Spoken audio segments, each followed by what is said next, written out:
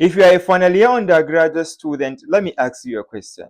Have you ever wondered why you must write a project proposal before conducting the actual research? Or have you ever thought that the proposal is simply the first chapter of your project?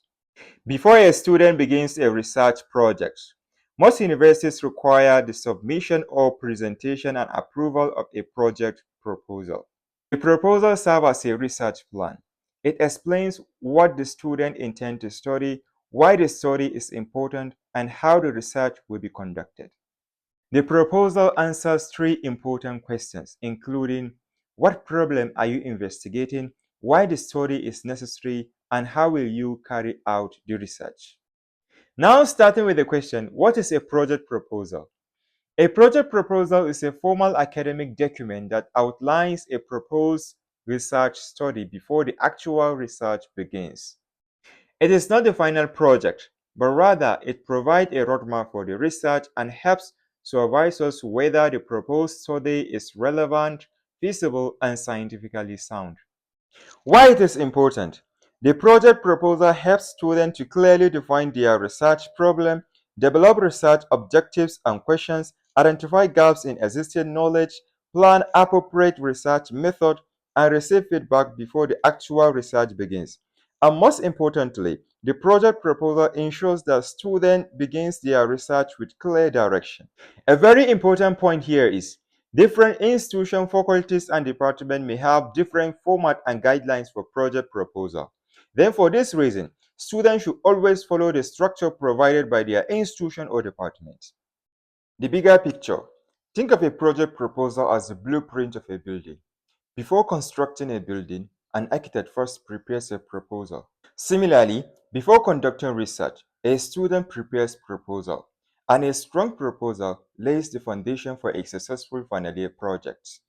A typical content for a project proposal presentation include background of the study, statement of research problem, justification, that is significance of the study, scope of the study, aim and objectives, methodology, that is materials and method, expected outcomes, budget plan, and references.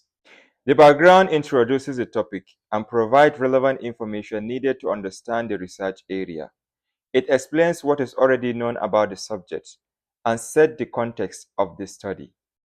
The statement of research problem. These sections identify the specific problem, challenge, or knowledge gap that the research intends to address. The justification explains why the study is important and why the research should be conducted. It highlights the potential significance and benefit of the study. The scope of the study defines the boundaries and parameters of the research project. It explains the extent to which your research area will be explored. The aim of the study is the overall proposal of the research. It states what the study intends to achieve in a broad statement. The objectives are the specific steps or goals that must be accomplished in order to achieve the research aim. The methodology describes how the research will be conducted, including materials, equipment, procedures, and the method that will be used to collect data and analyze. The expected outcomes describe the anticipated result, findings, or contribution that may emerge from the study.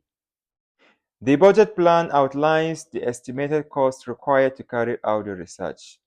And the reference section contains sources of information consulted during the preparation of the proposal.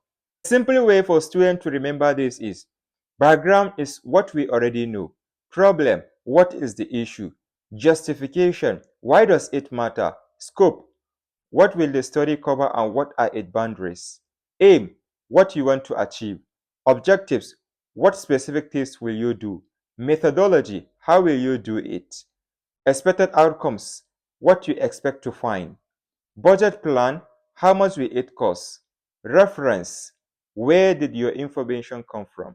Finally, as an undergraduate final year student, have you started writing your project proposal, or what aspect of proposal writing do you find most challenging?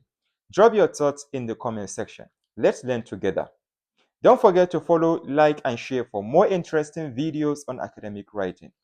The brain is multipurpose. Thank you.